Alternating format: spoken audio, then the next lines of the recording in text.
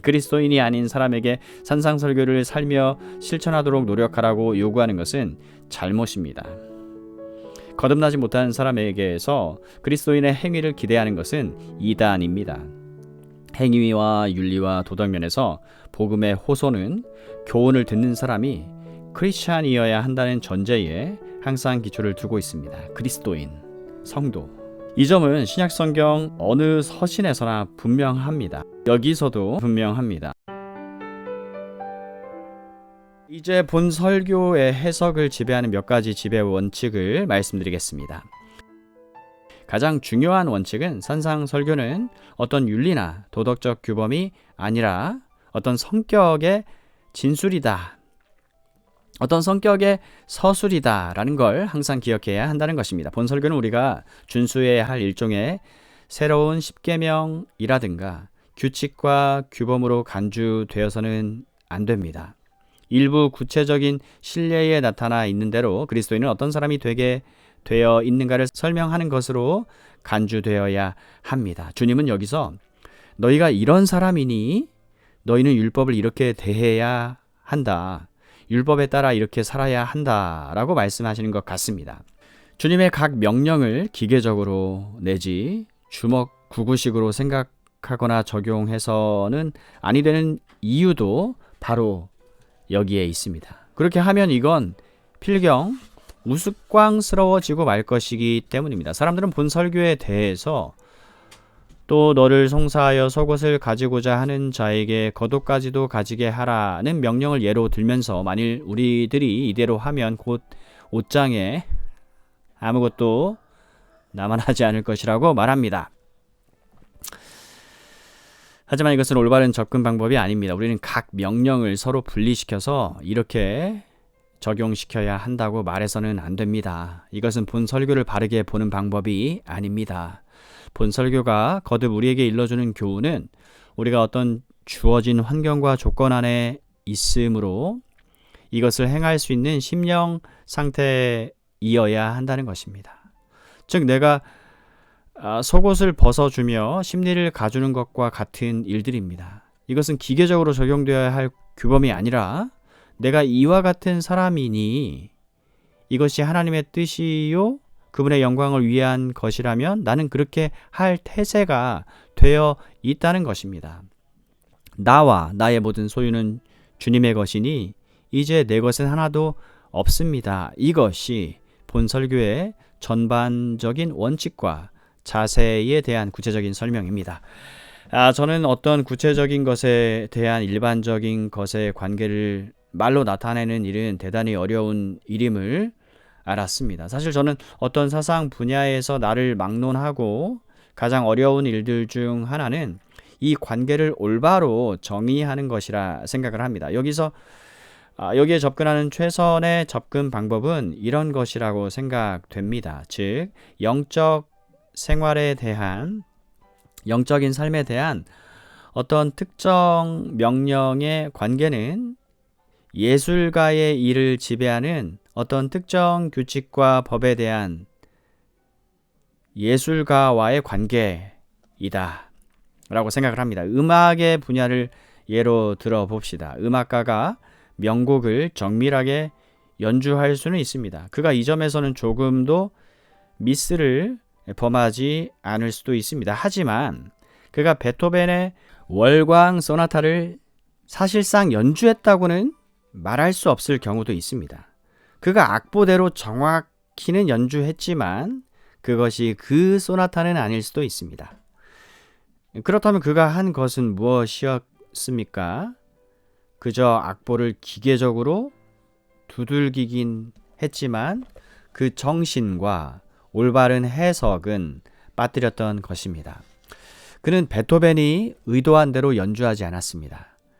전체와 세부와의 관계는 이런 것이라고 생각을 합니다. 참된 예술가는 항상 정확합니다. 인류 예술가라 하여도 규칙이나 규례를 무시할 여유는 없습니다. 그렇다고 정확히 연주하는 것이 그를 위대한 예술가로 만드는 것도 아닙니다. 그를 위대한 예술가로 만드는 것은 그의 표현이요, 영이요, 생명입니다. 그는 전체를 전달할 수 있는 것입니다. 산상설교에는 전반에 대한 세부의 관계가 있는 것 같습니다. 우리는 이것을 분리시킬 수 없습니다. 그리스도인은 영을 강조하고 있을 때에도 동시에 그는 문자에도 관심을 가집니다. 하지만 문자에만 관심을 가질 뿐만이 아닙니다. 문자를 영에서 분리시켜 생각해서는 안 되는 것입니다. 지금까지 말씀드린 것을 요약해 보겠습니다. 여기에 우리가 적용시켜야 할 몇 가지 시금석을 소개합니다. 만일 여러분이 산상설교의 세부 부분에 어떤 문제점이 있는 걸 발견하게 된다면 그것은 여러분들에게 잘못이 있든가 아니면 산상설교에 대한 여러분의 해석이 잘못되었든가 둘 중에 하나입니다. 우리가 이 설교를 읽어갈 때 어떤 의문점이 일어나면 우리는 그 문제와 다투려고 합니다. 하지만 그럴 때는 나의 심령 상태가 잘못되어 있고 내가 팔복의 교훈대로 살지 않으며 이 교훈을 실천하지 않거나 그 명령을 내가 잘못 해석하거나 둘 중 하나입니다. 산상설교는 매우 두려운 교훈입니다. 그러므로 읽으실 때 조심해야 합니다. 그리고 여기에 대해 언급하실 때 본 설교의 어느 점을 비판한다면 이것은 여러분들 자신에 대해 중대한 발언이 됩니다. 그러므로 야고보의 말씀대로 듣기는 속히 하고 말하기는 더디하며 성내기도 더디합시다. 거듭 말씀드립니다. 만일 우리의 해석 때문에 이 속에 어떤 명령이 우스꽝스럽게 보인다면 그때는 우리 해석이 잘못된 것입니다. 여러분은 저의 논법을 이해하실 줄 압니다. 저는 앞서 겉옷과 속옷 예에서 이것을 이미 말씀드렸습니다. 거듭 말씀드리거니와 그런 해석은 어딘가 잘못되어 있음에 분명합니다. 주님의 교훈은 아무것도 우스꽝스러울 수가 없기 때문입니다. 끝으로 만일 여러분에게 본 설교의 어느 명령이 불가능한 것으로 생각이 된다면 여러분의 해석과 이해가 잘못되어 있음에 틀림없습니다. 이 교훈을 가르치신 것은 주님입니다. 주님은 우리가 이대로 살기를 기대하십니다.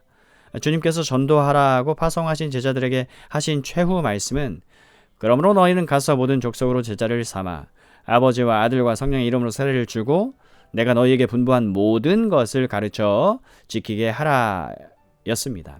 여기 산상설교 속에 있는 말씀이 바로 그것입니다. 주님은 이 교훈을 가르치고 지키게 하실 작정이었습니다. 주님이 산상설교대로 사셨습니다. 친히 제자들도 산상설교대로 살았습니다. 여러분이 지난 몇 세기에 걸쳐 살다간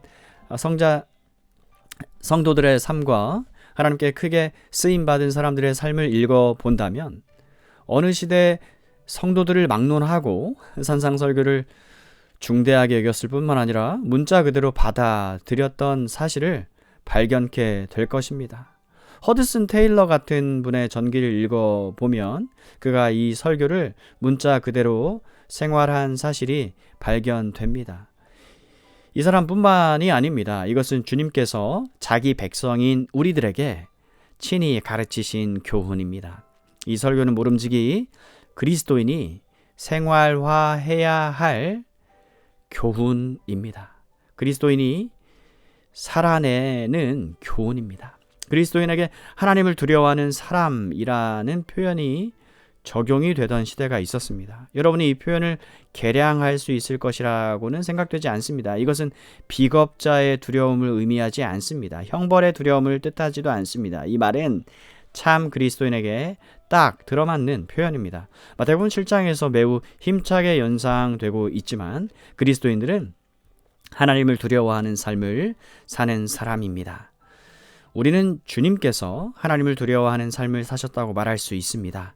이 같은 그리스도인 관이 얼마나 중요한 것인가 여러분은 아실 것입니다. 제가 지적한 대로 현대 그리스도인들이 그들의 체험담을 설명하고 감동적으로 간증할 수 있을지는 몰라도 그들은 하나님을 두려워하는 사람들임을 보여주지 못합니다. 옷에서나 외모에서나 요란스러움과 안이한 확신을 갖는 데 있어서나 모두 세속인의 인상을 주는 일이 많습니다. 그러므로 우리는 본 설교의 명령을 중하게 여겨야 하겠습니다. 뿐만 아니라 제가 여러분에게 제시한 원칙에 비추어서 이 명령에 대한 해석을 검토해야 합니다. 이 교훈들과 다투는 심령이 되지 않도록 조심하십시오. 이 명령을 우스꽝스럽게 만들지 않도록 주의하십시오. 이 명령이 하나라도 불가능하게 보이지 않도록 해석에 주의하십시오. 여기에 우리가 살아야 할 삶이 있습니다. 만일 오늘의 모든 그리스도인이 산상설교대로 산다면 우리 모두가 기도하며 동경하는 일대 부흥은 이미 시작되었을 것이라고 저는 거듭 주장하는 바입니다. 신기하고 놀라운 일들이 일어날 것입니다. 세상은 쇼크를 받을 것입니다. 사람들은 우리 주 예수 그리스도에게 이끌려 올 것입니다. 원컨대 우리가 본 설교를 다시 음미해 볼 수 있도록 하나님께서 은혜를 주시며 우리가 본 설교를 비판하는 자리에 있지 않게 하옵소서. 원컨대 우리들 자신이 본 설교의 심판 아래 있게 하옵시며 우리가 이 세상에서 이 생에서 세우고 있는 집이 주님의 마지막 테스트와 죽임당하신 어린 양의 어미하신 눈 앞에서 넘어지지 않게 하옵소서. 예수님의 이름으로 기도하옵나이다. 아멘.